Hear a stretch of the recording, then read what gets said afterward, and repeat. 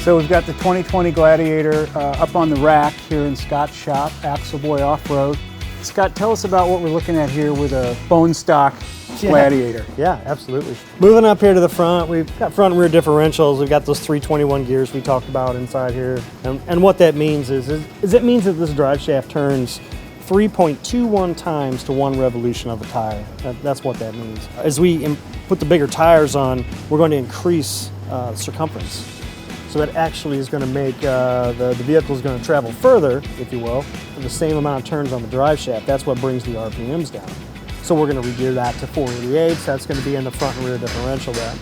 We're going to be changing out some components with the lift kit. We're going to do an adjustable track bar. The stock track bar is here. As we lift this vehicle up, this track bar is going to swing the axle over to the driver's side. So we're going to want to recenter that. We're going to do that with an adjustable track bar. We're going to put in heavy-duty shocks and steering stabilizer, get the ride quality where we want it, get it handling good. Variable rate springs, extended sway bar links with disconnects for when we go off-road and we need more articulation. We're going to be changing the lower control arms here. As we lift this, the same thing, the geometry swings the axle back. We roll caster out. Caster's a critical angle, and caster is one of the alignment angles that helps us keep the Jeep driving straight down the highway. Gives it a sense of direction, if you will. So we're going to put extended length adjustable control arms on it. We're going to use the new TerraFlex IR arms. That's independent rotation, meaning that the center sleeve inside the bushing isn't captive like traditional bushing control arms. It actually has a bearing surface that allows it to freely turn. That keeps us from having torsional binding, and it keeps us from wearing out the bushings as the suspension goes through its travel. We have reasonable skid plate protection on this vehicle from the factory, and I think for the purposes that we're doing, I don't know that we're going to need to make modifications here. I think if we were going to do more hardcore off-road to get into the rocks, we would definitely want some heavier plates. But I think for what we're doing with our camping, fishing, outdoors type items, I think this is going to be ample protection. So not a whole lot we're going to worry about here. Moving back, we have a multi-piece drive shaft with a carrier bearing. That's what helps us deal with the additional wheelbase that the Gladiator has. Keeps the driveline angles in check, and it gives us a little bit better clearance under here. If we had a one-piece drive shaft, all this would be down and be accessible. This gives us a lot of protection here. Keeps everything smooth. Moving back, the new Gladiator suspension has longer control arms in the rear. It's set up for carrying a load. We've got factory multi-rate springs. We're going to keep those so we don't lose any capacity or carrying capacity with our new suspension. Rear differential, same thing. We're going to be doing those 488s. Other than that, Tell me about the spare tire. yeah. So the underside of this vehicle is where the spare tire is mounted. Now that's something kind of new for Jeep. For years we've just had them on the tailgate. To keep the utility in check on this, we can't really do that. So this does have an underbed mounted spare. Now we can fit up to a 37-inch tire under here, and that's another reason why we're stopping our tire size there. Because we want this to be a usable vehicle. And again, when we're out there in the back and we're in the middle of nowhere, if we have a flat, we need to be prepared to deal with it. We need a spare tire.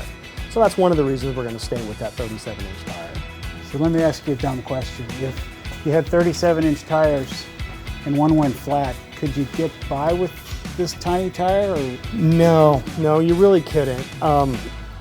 We've got a couple things that could happen. If we have a limited slip differential or a locking differential, we would destroy it. You can't, they're designed to allow the tires to turn at different speeds, but you can't turn them at different speeds to run down the highway. So every tire needs to be the same size. We really, in most of our modern four-wheel drives, we'd really like to see all of our tires be within a 1/4 inch in circumference. So that's pretty tight. Anything other than that, we're going to get some bind or some drag. Now you had mentioned when we ordered it that you suggested getting the tow package, but I think it had something more to do with some of the other components, not just this hitch on the back. That's correct. So we're going to be getting the factory connectors for the trailer hitch wiring, the 4-pin and the 7-pin connectors. We're going to get the factory hitch, and usually we get some things like additional cooling systems and and gear ratios and things like that. So the things that come with that package also serve to better accommodate some of the modifications we're going to put on the correct. Suspension and the wheels. Absolutely. Right. Some of the first pieces I think we need to look at and talk about is we talked about the high clearance fenders. We talked a little bit about tires. So this one's an example of a mud tire. We probably want to steer away from this with what we're doing. This high clearance fender here, if you look at and notice how tucked up and how tight and up to the top it is compared to the big thick flares that are on it from the factory with the inner splash shields, we're going to get a lot more tire clearance that way. That's going to allow us to keep this thing as low as possible but get the biggest tire that we can. Okay, so that's one important feature. Now these are the Genrite flares, so they're made out of aluminum. We're going to control our weight and then we're going to get a lot of strength out of that as well. What about the splash guards on the inside? Do those stay? Or Splash guards on the inside are going to go, and then we're going to get new aluminum ones for the front. Okay. As far as the back goes, we're really not going to need that. If we want to color them black to keep them the same, then we're going to do like a bed liner material in there. It'll help protect it and seal it out. As far as the sides of it, we talked about the rock slide engineering steps, and these are power. They fold down, they take a good beating, and they protect the body. So. And that'll install right here where there's nothing. Yeah, flare to flare is where they go. They're bolt on. And then if we do decide that we're going to pull the doors off it or something at some point, there's also a bypass switch where you can control them manually and keep them from going down. So we're not. So how does it know when to come down? The step? So it's going to work off of the factory door jar system on that. But we can put in this bypass switch, which will allow us to control it manually as well. So that way we get the best of both worlds. We talked about the stubby bumper, and then maybe something like this. This is a Genrite Offroad. It's a narrow bumper, so we're going to have better approach to our tires to get them up on obstacles and keep from smashing the bumper into things. Again, it's aluminum, it's lightweight, it's strong, keeps everything well protected. We're going to need a recovery winch in there, and we're going to have some good recovery points that we can put in D-rings and that we can even flat toe from if we want to. So we're kind of going to get the best of both worlds, but we're going to have it in a small, compact, lightweight aluminum package. Genrite's all made in the U.S. over in California, so really good products. What were you thinking style-wise for the replacement? For the wheels? Wheel. Yeah, so I think we're going to do a 17-inch, mostly because it's common. Tire prices are relatively inexpensive and we have a lot of choices. I don't see any reason for a larger wheel than that for this project. At that point, it's pretty much going to be up to you. We're going to try to stick with something that has a broad flange on it that protects the rim from rubbing up against things and keeps it from, if you have a real narrow, fragile lip, it's easy to damage.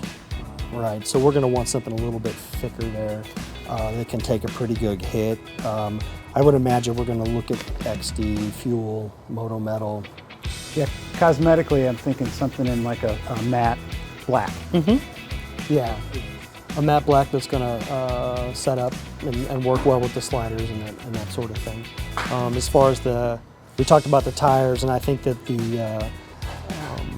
one of the hybrid tires, like the Falcon Wild Peak AT3W, that's a fairly aggressive all-terrain. It has nice calm centers, it's quiet on the highway, 50,000 mile plus tire with some mud lugs on the outside, and then a very unique double wrap sidewall that protects it from any puncture damage on the side.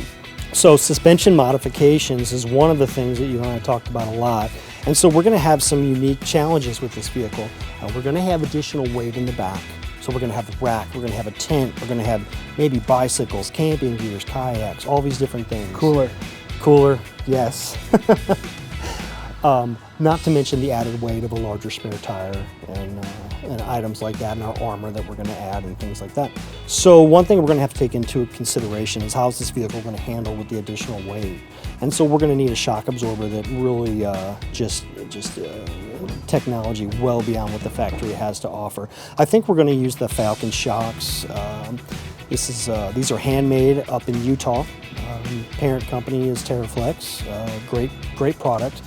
This is a monotube shock, and what that means is there's a single cylinder in here. We have an internal floating piston as well as the piston that's attached to the rod. Now the advantage of this shock is going to be that the shock oil and the nitrogen aren't mixed together at all. So we aren't going to aerate the shock oil like we would in a twin tube shock. Now where this becomes important is in a vehicle like this that we know we're going to be doing some serious gravel roads and washboard. As this shock starts moving faster and faster, our twin tube shocks that we have from the factory, they're going to aerate, we're going to experience what's called shock fade. So the faster that shock works, the hotter it gets, the more aerated the fluid gets, the less control we have, and the vehicle is going to bounce out of control. With a monotube shock, that can't happen. The fluid and the gas don't mix together, and then as the temperature increases in the shock and the harder you work it, the higher the nitrogen charge is, the more shock dampening we have. So we're going to use something like this on here, I think.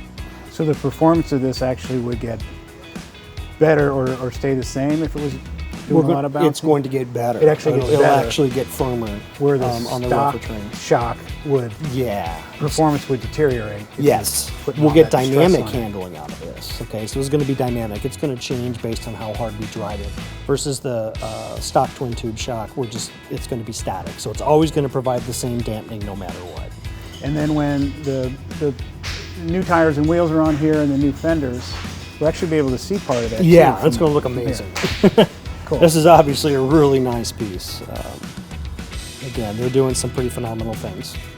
So that's it from here for today. We're going to be back in a couple of weeks, and we're going to check in on the progress. By then, we should have tires and wheels on. Tires and wheels picked out and everything in there.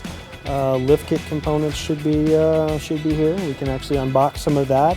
I would expect the body armor to be here by then too, and we can start talking about that, opening up boxes and seeing what we got. All right, we'll come back soon. Thanks for watching. So that's a look at what we have to work with, our blank palette, if you will. In our next video, we're going to be unboxing and taking a closer look at some of the components that are going to be added to this Gladiator before we start putting them on. So make sure to click the subscribe button and follow us here on YouTube. And as soon as that next video gets published, you can watch it right away and continue with us on this road to the ultimate 2020 Jeep Gladiator Axleboy Offroad build.